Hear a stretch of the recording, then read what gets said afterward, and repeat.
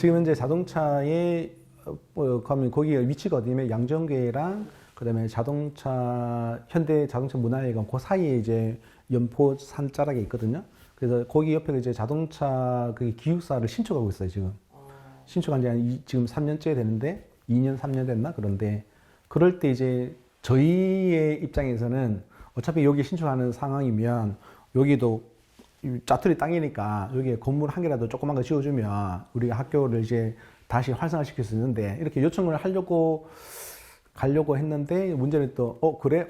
그 이 땅에 대한 조절을 모르고 있다가 그래? 그러면 신청하는 과정에서 요 땅 우리가 쓸게. 그러면 너가 나가. 이렇게 할 수도 있는 상황에서 그에 대한 대안을 우리가 마련이 없는 상황이기 때문에 제가 말을 못 하고 있는 상황이었죠. 근데 지금은 어쨌든 간 신축이 거의 끝나는 상황, 마무리 공사하고 있는 상황인데 그 어쨌든 간 요 부분도 이제 현대자동차의 사업자의 울산 공장을 가든 서울 본사를 가든 어쨌든 간 해결돼야 될 부분입니다. 이게 해결이 안 되니까 어떤 지원 사업에도 저희가 이렇게 학교의 운영 자금에 관련된 지원을 받을 수가 없어요. 무적의 상황이고 쉽게 표현하면 무허가 건물이고 무허가 땅에다가 이제 뭐 엄밀히 따져서 법적으로만 따지면 불법 점거하고 있는 이런 상황이라고 볼 수 있는 나쁘게 뭐 완전 반대적으로 측면에서 생각하면 저희는 이제 다른 의미는 없어요. 단지 이 땅에 대해서 우리가 권리를 소유하자 이런 의미는 아니고 단지 이 학교를 운영할 수 있게끔 만큼만 이제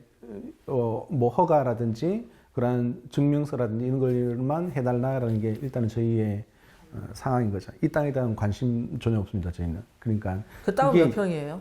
그게 글쎄 정확하게 잘 모르 아마 100평쯤 되지 않을까. 건물은 84년도에 지어진 건물이 그대로 있습니다. 그래서 거기에서 뭐 수리하고 보수하고 이렇게 해서 그래서 지금 건물은 2동이고 그러면서 이제 앞서 말씀드렸던 교회 측 땅 찾아가면서 건물에 원래 있는 건물의 3분의 1이 잘려 나갔거든요. 그 3분의 1이 교무실 공간이었어요. 교무실도 없었어요. 그래서 이제 21년도에 이제 아는 지인들로부터 모금 운동해가지고 그래서 700만 원 주고 컨테이너 그거 한 개 넣어 거기가 이제 상담실이자 교무실이자 교장실이자 업무 공간을 거기서 다 하고 있죠. 뭐 이런 상황인데, 그러니까 그 상황 자체가 이제 학교 운영에서는 뭐 지금도 어쨌든 간 그 이전보다 더 어려웠던 상황이 있었거든요. 그러니까 저희 학교에 에어컨이 들어온 지 3년째입니다. 그전에는 여름철 에어컨도 없었습니다. 수업 한번 하고 나면 이렇게 샤워하는 정도로 선풍기로만 틀고 하다가 어쨌든 간 그 오랫동안 다니셨던 학습자분들은 예전보다 많이 나아졌다 이렇게 하고 있는데 본질적인 내용은 이제 그 토지 문제 부분이 그래서 해결돼야지만 저희가 운영상에서의 지원금을 어느 정도 받을 수 있는 조건이 만들려면 그게 되어야 되지 않는가 싶어서 그게 어쨌든 간 해결되기가 쉬울 것 같지만 어려운 상황이어서 저희 입장에서 쉬운데 이제 상대방 측에서 이제 자동차 측에서 이 땅 문제에 대해서 이제 쉽게 표현하면 이제 관심을 두려고 하지 않는 거죠. 그러니까 그러니까 너네가 목소리가 안 내고 운영하는 데는 관여 안 할 테니까 뭐 목소리만 내지 마라 이런 식의 입장으로 제기에는 들려요. 그래서 일단은 뭐 사측에 한번 조만간 한두 달 내로 한번 찾아가서 한번 논의를 해볼 생각입니다. 강의실은 지금 현재 3개가 있습니다. 3개 있고 보통 한 15평짜리 3개? 네, 한 10평에서 15평 좀 제가 정확하게 안 재봐서 모르겠는데 한 10평짜리 2개랑 한 15평짜리 1개 이렇게 있습니다. 강의실 3개, 그 다음에 컨테이너 교무실 1개. 교무실 1개. 네. 일단 4개의 공간이 필요한 거죠? 그렇죠. 그래서 근데 지금은 또 이제 학습자분들이 이제 중간에 저희가 전일주로 수업을 하다 보니까 중간에 이제 저희 쉬는 학습자들이 대기하는 공간이 없어요. 그래서 지금 상황에서는 강의실을 딱 1개만 더 있으면 학습자분들이 어느 정도는 괜찮을 것 같은데 그 강의실도 없으면 저희가 이제 뭐 예를 들어서 컨테이너를 1개 넣든지 그런 부분들이 일단은 뭐 당장은 필요한 상황인 거죠. 그것도 제가 알기로는 법적으로 엄청 어려운 걸로 알고 있습니다. 그게 이제 글쎄 그 어떤 특정 학교에 대해서 그러니까 저희뿐만 아니라 울산에 이제 가까이에 저희랑 비슷한 기관들이 몇 군데 있습니다.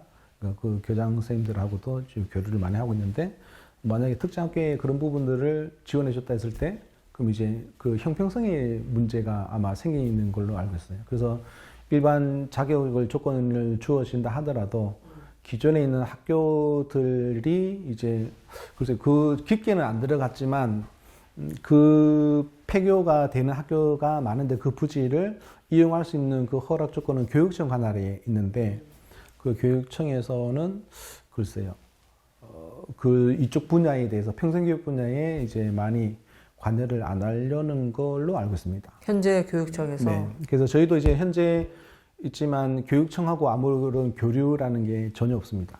그래서 교육청에서 지금 하고 있는 거는 뭐냐면 학력인증제라고 지금 초등학교 과정과 중학교 과정의 학력인증제를 해서 1년 아니면 3년 정도의 커리큘럼의 시간표를 하면은 그러니까 중학과정은 제가 알기로는 450시간 이렇게 되거든요. 그 450시간 운영 커리큘럼에 관련된 강의료는 지원을 해줘요. 그러니까 거기에 해당되는 그냥 학력인증제를 하는 학교에 대한 프로그램의 조건이 되면 지원해 주는데 그 이외에 평생교육이라든지 아니면은 이제 성인들 대상으로 하는 그런 프로그램에 관련된 지원은 전혀 없는 걸로 알고 있습니다. 그 담당자로 직접 전화드렸습니다. 저희는 일단은 그 대상이 학생들이지, 그러니까 청소년들 대상으로 하는 거지, 이렇게 어르신들 대상으로 그런 프로그램은 안 하는 걸로 알고 있습니다. 가장 크게는 이제 중구 쪽에 울산 시민학교가 있고요. 그 다음에 남구 쪽에 울산 푸른학교가 있고, 저희와 같은 이런 시스템, 완전 똑같지는 않지만, 그런 시스템을 운영하고 있는 거 그렇게 알고 있습니다. 그 외에, 이렇게 중고등학교 검정고시 대비를 이렇게 하는 데는 거의 없는 것 같아요. 몇 군데는 있긴 있어요. 그러니까 뭐, 옥동에 뭐, 생명의 전화에서 뭐, 성인문의 교육 쪽을 하고 있기는 하고 있는데, 저희와 같은 데는 시민학교, 푸른학교 이렇게밖에 없는 거예요. 근데 이제 거기는 또 다른 것점은 이제 여러 가지 프로그램 상에서 요일제를 이렇게 아까 말씀드렸던 초등학교, 중학교 학력인증제를 그러니까 운영을 하는 게 이제 가장 크고요. 그렇다 보니까 이제 그렇게 했을 때 장점은 이제 많은 학습자들이 이제 찾아가죠. 그러니까 일반 내가 이제 저희가 초등학교, 중학교 졸업장을 자격을 취득하려고 그러면 우리 학교의 입장에서는 이제 학력 인증이 안 되다 보니까 검정고시를 치러야 되는데, 근데 이제 그런 학교에서는 이제 학력 인증을 하다 보니까 초등학교, 중학교 졸업장은 나와요. 그 1년 내지 3년 동안의 교육 과정을 받으면. 그 다음에 초등학교 학력 인증제는 각 도서관들 있잖아요.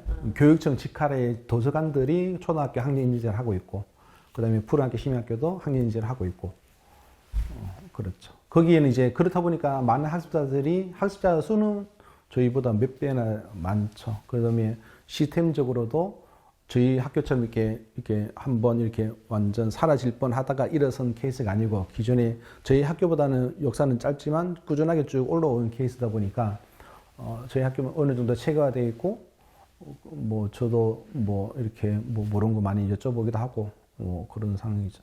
청소년들은 거의 청소년들을 운영하는 학교 밖 청소년들 운영하는 시스템은 따로 있고요. 여기는 거의 대부분 제가 알기로는 다 성인들입니다. 글쎄요, 제가 알기로는 거의 없는 걸로 알고 있더라도 한두 명 있을 수도 있는데 제가 알기로는 거의 다 성인들입니다. 거의 5, 60대 되는 어르신들이 대부분입니다. 수강생이 글쎄요. 제가 알기로는 그 학교들은 되게 수강생들이 거의 300명 넘는. 300명? 예. 300명 넘는. 거기에 다 대부분 이제, 물론 거기도 검정고시 대비반도 있긴 하지만 대부분 이제 학력인증제를 많이 하죠. 학력인증제에 학습자분들이 그렇게 많이 몰리는 거죠. 그게 어떻게 보면 가장 바라는 일이 아닐까요? 우리 학교가 존재 가치가 없어지는 경우가. 졸업생들이 다시 그 학교를 찾아오기는 많이 꺼려하거든요. 그러니까 처음에 우리 학교에 오기를 꺼려하듯이 졸업하고 난 다음에 다시 학교 오는 것도 많이 꺼려합니다. 왜요? 그러니까 남에게 알리는 것을 꺼려하는 거죠. 내가 이 학교 출신이라는 걸 꺼려하는 겁니다. 그런 부분에 한 부류가 있다 그러면 적극적으로 이제 이 학교에 만약에 졸업함으로 해서 본인의 인생이 바뀌었기 때문에 학교에 어른이 있을 때 적극적으로 도와주시는 부류가 있고, 근데 그 부분에 대해서, 전자 부분에 대해서 저희가 우리 학교에 이렇게 혜택을 받았고, 본인의 한을 풀었는데 왜 우리 학교를 안 알리고 할까? 여기에 대한 아쉬운 감이라든지 이런 거 전혀 없어요. 그러니까 그 사람은 그 나름대로의 그 가치관을 존중해 주는 거죠. 이렇게 생각할 수도 있다라고. 근데 이 부분이 저희 학교뿐만 아니라 전국 야학의 이렇게 단체로 이렇게 저희 뭐 1년에 한 번씩 이렇게 1박 2일로 모여서 보면 다른 데도 거의 대동소이합니다. 그 학습자분들이. 그러니까 이제 졸업생들을 대상으로 해서 학교의 동문회라는 명칭으로 하는 게 아니고 새로운 프로그램의 동호회로 만드는 거죠. 그래서 이제 뭐, 그러니까 취미 같은 부분이잖아요. 음악 관련된 뭐 노래 동호회 이런 식으로 해서 이 동문회를 그렇게 운영하는 그런 학교도 있더라고요. 이게 이제 그렇게 한다는 느꼈을 때, 저희도 우리 학교 자체에서 자체적으로 저희는 졸업하고 나신 분들에 대해 관련해서 이 조직을 일부러 의도적으로 만들려고 하지 않았습니다. 그러니까 졸업하고 난 다음에 우리는 끝이다. 그래서 나름대로의 본인의 삶을 적극 살아가는 게 낫지 않느냐라고 했는데 추후에 어쨌든 간 이 학교가 남아있는 동안에는 그 조직이라는 게 졸업생들 모임이라는 모임보다는 새로운 그 출신자들 뿐만 아니라 새로운 취미 활동의 모임으로 해서 이끌어가는 게 그러면 이제 학습자분들, 졸업생들 분도 그러니까 요 조직에 같이 와서 어울리는 거에서 거부감이 덜하지 않을까. 그렇게 해서 대체적으로는 그 학습적인 부분에 학력을 취득한 사람이 있다 그러면 그 사람들을 대상으로 해서 다른 이제 기존에 이제 평생학습관에서 하는 그런 프로그램, 취미라든지 자격증이라든지 이런 쪽으로 프로그램을 점점점 옮겨가는 생활 영역의 부분에서 옮겨가는 프로그램들을 뭐 많이 하고 있지 않나 준비하고 있는 걸로 알고 있습니다. 그게 이제 가장 고민 아닌 고민. 그러니까 학교 학습자들이 처음에 왔을 때 이 학교가 있었던 거를 조금이라도 먼저 알았으면 빨리 와서 공부했을 건데 이렇게 후회하시는 분들이 많거든요. 그렇다는 이야기는 반대로 얘기하면 저희 학교는 오래됐지만 많은 사람들한테 알려져 있지 않다는 거죠. 그러니까 좀 전에 말씀하셨듯이 그 학교를 알리는 데 가장 조건으로 했을 때 학습자를 통해 가지고 알리는 게 가장 효과적인데 근데 또 이제 저 생각의 한편으로는 작년에 어떤 얘기가 있었냐면 작년 5월 달 즈음에 KBS 지역 방송에서 저희 학교에 촬영 왔어요. 생생투데이라는 프로그램 촬영했는데 그 학교의 일상을 담겠다라고 한 거죠. 그러면서 이제 그럼 이제 저도 이제 저희 입장에서야 이제 학교를 알리는 계기니까 충분히 오케이를 했는데 학습자분들한테는 어떻게 받아들였을까? 그래서 아까 말씀드렸지만 자녀한테도 학교 다닌다는 것을 알리지 않는데 방송에 나왔을 때 그 파급 효과라고 했을 때 그래서 이제 제가 제안 드렸던 거는 방송에 나오는 거를 꺼려하시는 분이 있으면 그러니까 그 당시에 이제 마스크를 끼고 계셔라. 마스크 끼고 계시면 카메라 감독한테 얘기해서 가급적이면 마스크 끼고 계신 분들은 얼굴을 알리는 것을 꺼려하시는 분들이니까 촬영을 안 했으면 좋겠다 이렇게 말씀드렸거든요. 그런데 이제 저희가 아까 말씀드린 강의실에 3개가 있는데 2개 반은 다 이렇게 마스크 다 끼고 있는 거예요. 그래서 이제 그 방송을 보시면 알겠지만 거의 1개 반 중점으로 이렇게 학습자분들이 나옵니다. 그러니까 이제 거기에서 저는 어떤 생각이 들었냐면 내가 괜한 짓을 해가지고 학습자분들을 불편하게 만들었나? 이런 생각까지 드는 거죠. 차라리 우리 학교를 이렇게 알려가지고 이제 외적으로 성장하는 것도 중요하지만 기존에 계셨던 분들이 우리 학교 와서 상처는 받지 않아야 되지 않을까 이런 생각이 그걸 가지고 괜찮아요 이건 나와도 괜찮아 이렇게 하기에는 저희가 아무리 말씀을 드린다 하더라도 그거는 본인 스스로 이제 해결돼야 되는 부분이기 때문에 그런 부분에서 이제 제가 방송 촬영하고 난 다음에 딱 느꼈어요. 그날 저녁에 괜한 짓을 했다라는 걸 느끼다 보니까 이렇게 학습자를 통해 가지고 이렇게 학교를 홍보하기에는 제가 뭔가 적극적으로 하기가 멈칫하는 부분이 없지 않아 있어요. 이거를 저도 어떻게 교통정리를 해야 할지는 모르겠는데 그런 부분이 있다 보니까 지금은 이제 거의 그 학습자들의 입소문으로만 이렇게 해서 소개로 이렇게 오시는 경우가 지금은 대부분이죠. 솔로입니다. 뭐 지금은 거의 뭐 반강제적으로 예전에는 안 했다가 지금은 못 하게 되는 상황인 거죠. 뭐 그런 상황입니다. 네. 기억에 남는 강렬한 여러 학습자들이 있는데 제가 미처 생각하지 못했던 부분이 어떤 사건이 있었냐면 울산에서 성인문예 지원사업회 가지고 매년 이렇게 시야전을 합니다. 시야전. 예, 시야전. 거기 전국 단위로 해서 그걸 주관하는 데가 울산연구원인데 매년 저희도 이제 거기 시야전에 참여를 해요. 그러면서 이제 정확한 연도가 2년 전인가 3년 전인가 모르겠는데 그 한 분이 이제 시아전 울산시에서 시장상이 이제 1등인 거죠. 시장을 받으셨어요. 근데 이제 그 분이 저희 학교적으로 이제 매년 저희도 이제 학교다 보니까 현장 체험도 가고 하는데 그런 과정 하에서 이제 2022년도에 뭐를 했었냐면 행사 중에서 그러니까 현장 체험에 가가지고 어디를 갔으면 장성포에 그 어디죠? 옛날 학교 장성포 초등학교 있는 거 있잖아요. 거기에서 이제 교복 입고 사진 찍고 이렇게 했거든요. 그러면서 이제 그 사진 콘테스트를 했었습니다.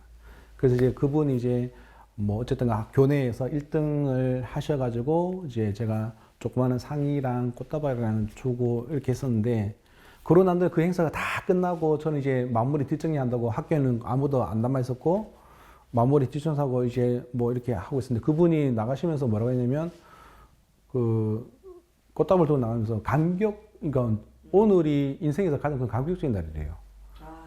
그게 꽃다발 때문에 그런데요. 꽃다발이 해봤자 저희가 그때는 학교가 여의치 않아가지고 꽃다발이 2만 원짜리인가 만 원짜리인가 요렇게밖에 안 돼요. 요 만원 꽃다발인데 그분이 뭐라고 말씀하셨냐면 자기가 이때까지 인생을 살면 70 되셨는데 자기가 이제 여러 주변에 가족이라든지 여러 사람들한테 꽃다발을 선물을 많이 받는데 자기가 받은 거는 자기가 처음이래요. 그래서 그 전에 누군가에게는 제 입장에서는 저도 뭐 만약에 어떤 행사 있으면 꽃다발 주는 것보다 차라리 그냥 뭐 먹을 거 한 개 사주는 게 더 좋거든요. 근데 누구의 입장에서는 그 하찮은, 제 입장에서는 하찮다고 표현할 수 있는 그 꽃다발이 누구의 입장에서는 인생의 하루가 잊혀지지 않는 그 하루가 될 수 있다는 거죠. 그래서 저는 그 부분에서 전혀 예상치 못했던 이야기를 들으면서 그러면서 가급적이면 그 이후에라도 학교에 조그마한 행사 했을 때 학습자분들한테 이렇게 상장을 수여할 때 꽃다발은 꼭 이제 마련하려고 하고 있는 게 지금은 가장 방금 질문에서 가장 기억에 남는 학습자가 되겠습니다. 네, 울산동학교는 울산에서 가장 오래된 야학이고요. 이 학교에서 운영하고자 하는 그 마음은 학교의 모든 구성원들, 현대자동차뿐만 아니라 주변의 지역의 기업들도 마찬가지고 학교를 다니시는 학습자분들이 우리 학교의 주인공입니다.